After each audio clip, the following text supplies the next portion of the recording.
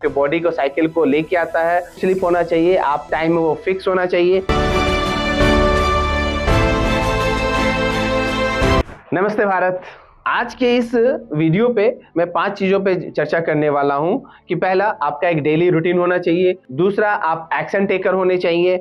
तीसरा, आप एक्सरसाइज करें। चौथा, आपकी जो ईटिंग हैबिट्स है वो अच्छी हो। और पांचवा, अपना कंसंट्रेशन लेवल, आपका कंसंट्रेशन लेवल कितना ज़्यादा अच्छा होगा उतनी ज़्यादा आप आगे बढ़ेंगे।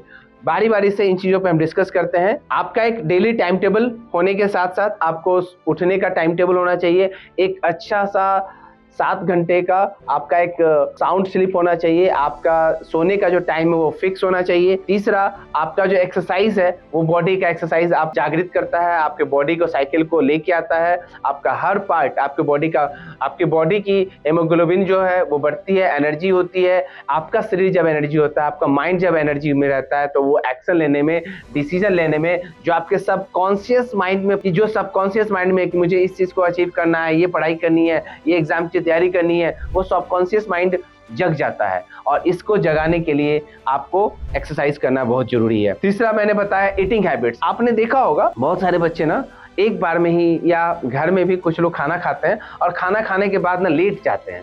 तो लेटने का क्या कॉन्सेप्ट है, क्यों लेटना? लेकिन खाना जब आप ज्यादा खाते हो तो ऑब्वियसली आपको जमाई आती है और आप सो जाते हो। अगर उस पल को रोक लिया तो आप जग जाओगे। अगर उस पल को कैसे रोकोगे? जब खाना खाओ तो कम से कम 100 कदम 200 कदम चलो, ताकि बॉडी जो आपने खाया है वो पेट में ये एडजस्ट हो जाए, डाइजेशन सिस्टम पे वो फ्लो चार्ट में वो कहीं ना कहीं सेट हो जाए। आप ज्यादा ना खाओ। जैसे आप 2 बार लंच करते हो या ब्रेकफास्ट करते हो तो हैवी ब्रेकफास्ट हैवी लंच मत लो, थोड़ा थोड़ा करके ज्यादा खाओ कि जो न्यूट्रिएंट्स है वो भी मिलेगी और आपको स्लीपनेस नहीं आएगी, आपको लेजीनेस नहीं आएगी। रही बात, मैंने अभी बोला था कंसंट्रेशन लेवल के लिए आप कुछ एक्सरसाइज कर सकते हो। या तो अपनी पाम्स को, दोनों हथेली को मिलाओ और जो आपकी हाथ में जो रेखाएं हैं, हस्त रेखाएं, उनको आप बड़े गौर से उस रेखाओं पे बस अपना ध्यान फोकस करो। या कभी इस रूम में या फिर जहाँ पे थोड़ा सा आप कैंडल को जला करके मोमबत्ती की लौ को आप ध्यान दो या उस पर देखो, कंसंट्रेशन लेवल आपका बढ़ेगा। और सबसे अच्छी बात, जब पढ़ाई करो तो लाइट में करो। जैसे दिन में पढ़ाई कर रहे हो तो सनलाइट में करो, डार्कनेस वाले रूम में मत करो।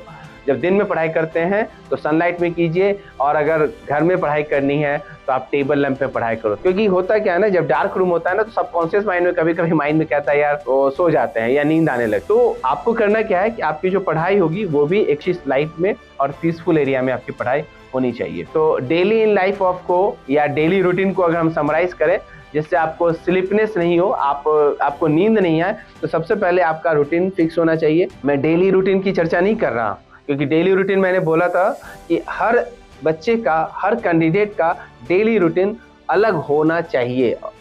वो क्यों? क्योंकि बच्चे का जो प्रेजेंट कंडीशन है वो कहाँ है, क्या पढ़ा, उसके अनुसार उसकी रूटीन में चेंजेस होते हैं। क्योंकि ये एक, अगर आपके पास रूटीन नहीं है तो एक बीमारी है, और उस बीमारी को दूर करने के लिए किस समय कितने mg का टैबलेट चलेगा, कौन सा दवा चलेगा, वो आपका डेली रूटीन है। तो ये चीज़ें हम कभी और डिस्कस करेंगे।